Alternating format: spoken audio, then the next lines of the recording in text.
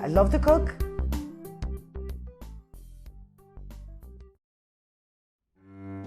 Hi, my name is Giulia. And I'm Julie.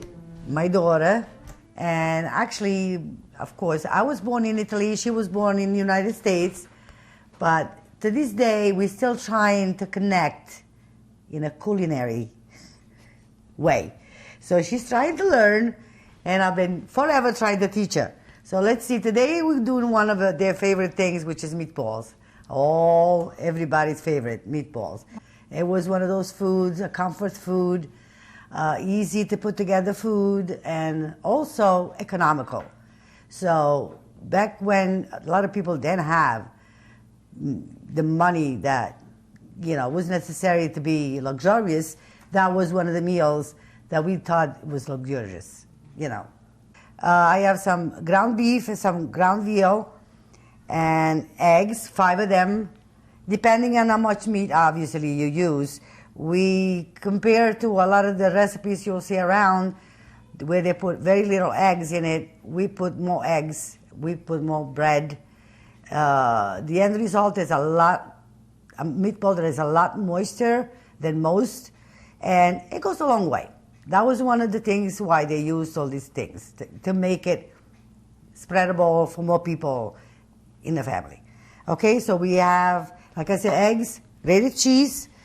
We have parsley, garlic, salt, pepper, and the pre-soaked bread. I use, whenever I can get my hands on, very good crusty bread, like the very popular ciabatta bread. Whenever I have stale bread that nobody eats, I'll just put it in a bag. When I need it for meatballs, I'll just soak it, and I use that bread. Okay? We ready to start? Yeah, let's go. You're going to do the mixing? You got it. Okie dokie. All right. So we'll just get the meat out of the packages. Start with the eggs first, oh, yeah. You know what? Why don't you break the eggs and start beating them this way? They'll get mixed up All right. with everything else. I break the eggs. While I do this. All right. There you go. Okay. Got your eggs. That's good. Now, I'm going to show you how much salt I usually use. I don't measure anything most of the time, unless it's baking. So usually I use the palm of my hand. So let's say we have 2 pounds of meat. For 1 pound, that's about maybe a teaspoon. Maybe a teaspoon. Then we'll put another one for the other pound. That's 2 pounds we're using of meat, okay? So, and now give it a nice shake of pepper. How much you think? Like that's half good. a teaspoon, That's quarter good. teaspoon about? Or Yeah. maybe an eighth a teaspoon? 4 or 5 good shakes. So put all the seasoning first. This way we'll get that out of the way. Okay. You need a knife now? I'm going to just use an old-fashioned way of doing chiffonade with a little paring knife, fast, What's easy. chiffonade? It's when you cut the vegetables or herbs this kind of way, with it's like not exactly chopped, it's just Gotcha. sliced. Now for the garlic, we're going to use a garlic press, nice and easy. There you go. One of my favorite tools in the cooking world. Makes life so easy now. Yes, it does. And I'm all for it new. That's it, right? Gadgets. Yeah, you can give it another. Well, these cooking gadgets. Well, yeah. Now, we'll start adding the meat. And we'll start mixing it up with the rest of the stuff. One, the other one. We'll do the cheese later.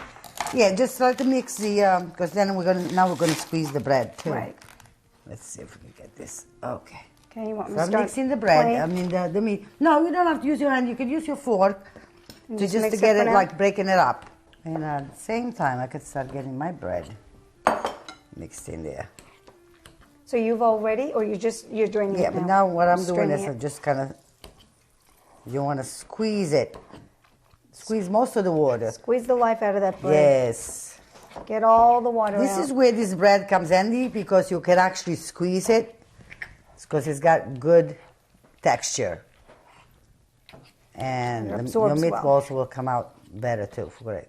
If you see some of the pieces that with the crust that are kind of hard, you can take them off. You can add the cheese if you want. Okay. At this point. Sorry, I just get caught up with my own thing and I forget you were still mixing. That's okay. That's what I'm here for. To do your mixing. Yes. Then break it down as much as you can. Okay. I'll just throw the cheese in while you're doing that. And the bread, I would say maybe 2 cups. This might be too much. Actually, I have another little trick if anybody's interested. What is that? If I make too much bread, I'll squeeze it. Then I put it in a baggie, a freezer bag. I put it in the freezer.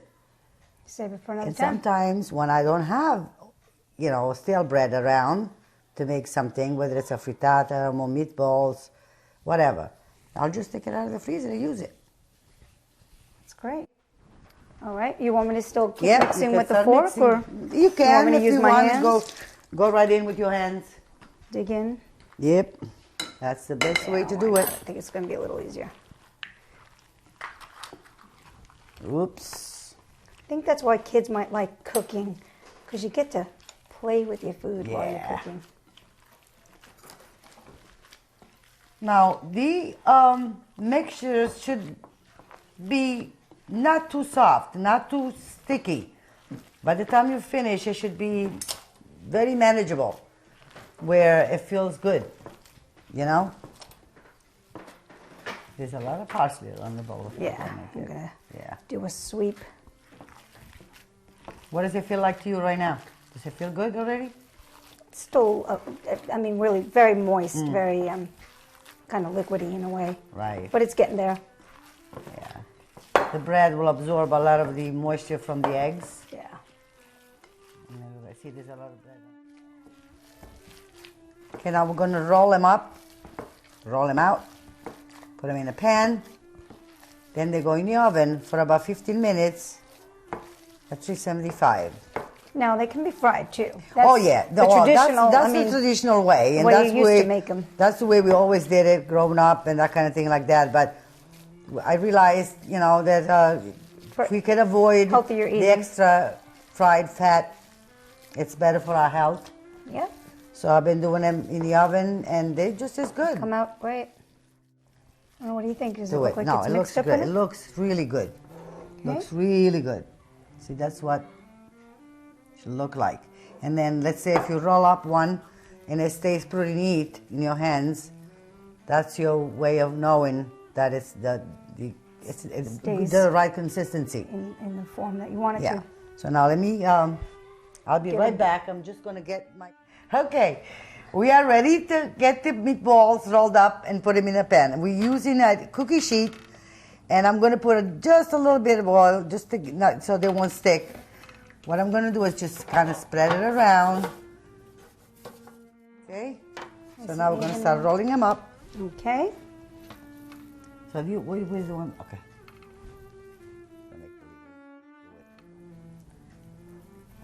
Give a decent amount, I guess, to make. Should be able to normal fit size. at least 4 in one.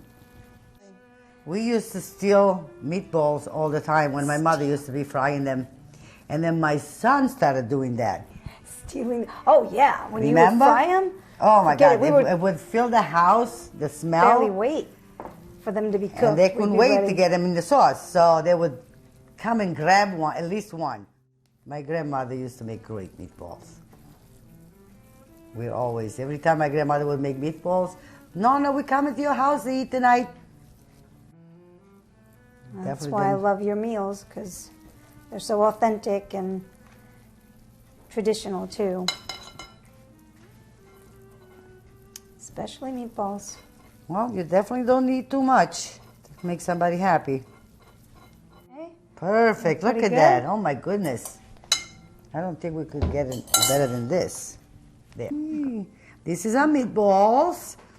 They're going in the oven to get nice and toasty. The oven temperature is at 375, and we put it on the lower part of the oven so they will cook faster. Okay. Now, the sauce we're going to use for the meatballs once they're out of the oven is a very simple, basic sauce that I use for a lot of different things. And it's because it doesn't have too many ingredients in. Very simple to make. Basically, you start with a can or whatever amount you need to make for whatever you're cooking. All tomatoes, pureed. Now, have that ready, and then you start with a little bit of olive oil, whether it's a tablespoon, 2 tablespoons, depending on the amount of the sauce. Get the oil pretty hot, not too hot. And then saute the onions for a couple of minutes until they start getting golden. Just put the puree in, add a little salt. If you have a little fresh basil, you can add that, but basically that's where my herbs and seasoning stops. Cook it for about 15 to 20, up to 25 minutes. That shouldn't be more than that. And then you can use it for anything, basic for Parmesan, eggplants, pasta, you name it. Ziti. Meatballs, for everything. Voila, red sauce. Okay, the timer just went off for 15 minutes. We check and see, make sure that they are ready. And usually what I do is I flip one up and see what the bottom looks like. See, it's pretty brown. And they feel pretty. And the meatballs are ready. Now what we're going to do is we're going to wait just a few minutes until they cool off a little bit. And see how that white, that's the egg. That is actually the surplus. If they're frying, you won't see that. It actually gets cooked around it. Yeah. But before we do that, if we want to clean up these edges, what I do is just like move the meatball around a little bit, get this spatula like this, and then just plop him in the pan. Whatever comes off, it's not even necessary, but let's say you don't like as a visual thing, just, take whatever off. That's it. You want to finish the rest of them? Try? Sure. Go ahead. Try it. See how it works. Yeah, just kind of try to get it right. Yeah, that's it. Scoop the stuff around, all right? Yeah. All right, great. So I finished just cleaning off the meatballs, scraping off the excess egg that was around them. And now we're going to get ready to put the sauce inside.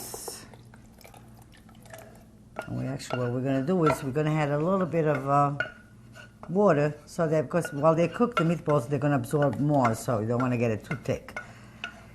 Now, I've just got some water to add to the sauce, so it won't get too thick and allow the meatballs to get moist. How much, like maybe about a half a cup? About a half a cup. And if you need more while it's cooking, you can always add more.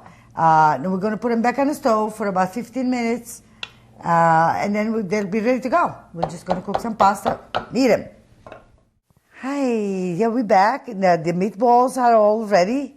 They've been cooking for about 15-20 minutes, and they're ready to go. As you can see now, I had a great fun cooking. I always love learning the special recipes that you can share with us. And of course, again, making meatballs is one of the best because it is just a great family tradition, and they are absolutely delicious. Okay. Not many people can make meatballs the way Nonna Giulia makes them. Thanks you, baby. Okay, we will definitely enjoy them better.